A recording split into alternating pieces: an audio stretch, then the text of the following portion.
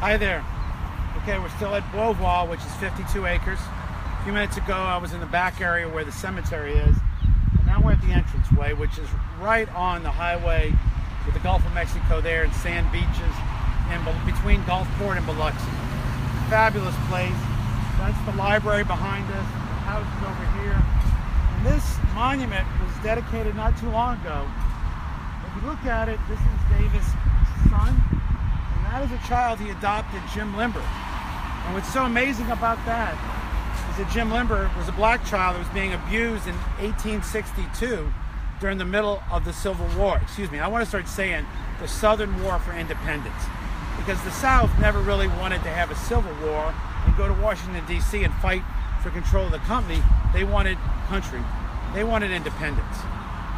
And as in the back area, we just found that Jefferson Davis's father was a Revolutionary War hero, as was Lee's. So you have men who are now living in the South whose dads told them stories about fighting for independence when it was the right thing to do. Around taxes, 1816 to 1860, the North was putting a lot of taxes on the South, the same way England was taxing the United States colonies long before the Revolutionary War. The last tariff of 1860 was the Morrill Tariff. At that point, the South said, we're out of here. These 70% tariffs just aren't cutting it on our goods to help you guys have a better life. So they succeeded. They fought for independence. This monument was offered to a city who declined it, so it ended up here. But it tells a different side of Davis, who lost a child during the war and then adopted an abused black child. Davis had also taught his slaves in a plantation upriver in Mississippi. He realized as a young man, maybe in his 20s, that slavery was wrong. So he started teaching them how to read and how to manage the plantation, and then financed the sale of it to them. He's an amazing man. He thought that they needed to be empowered to be able to run their own deal.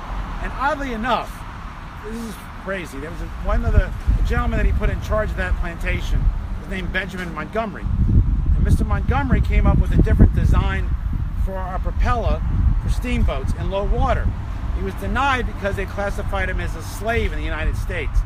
So when the Confederacy was formed, the first thing that Davis put in the bylaws of the Confederacy was slaves can have patents. Who would have thought?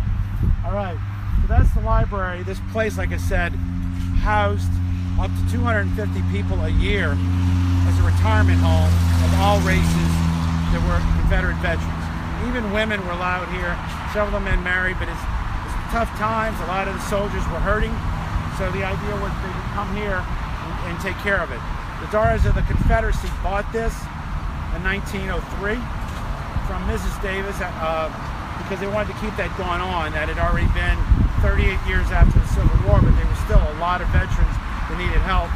As we've seen, some of these gentlemen lived into the 1920s and maybe 1930s before they passed away. It was a great facility.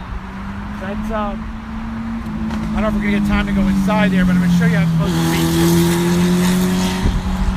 All we got to do is turn this around, and you can see that's the beach highway right there. That's the Gulf of Mexico, and a little bit to your right is, or left, is Biloxi, and over to the right, if you went down, is Gulfport.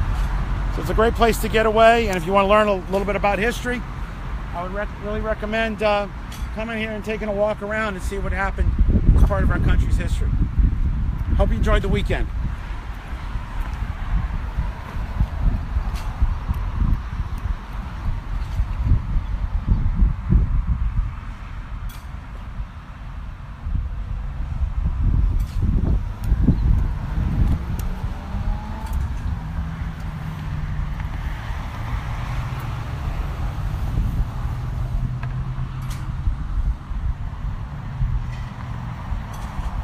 This is obviously the thing. This was done by the Sons of the Confederacy of Davis, and there is the library back there. That is probably where Davis lived because he was poor, and I believe the lady that owned this let him live here for several years, and surprisingly she saw what a man he was. So when he passed away, she gave him the whole place and kind of upset her kids. We'll go over here and I'll read this one plaque. This says, Beauvior. It was built in 1852 to 1854, the last home of Jefferson Davis, Senator, Congressman, Secretary of War, and only President of the Confederacy. It served as a veterans home from 1903 to 1956.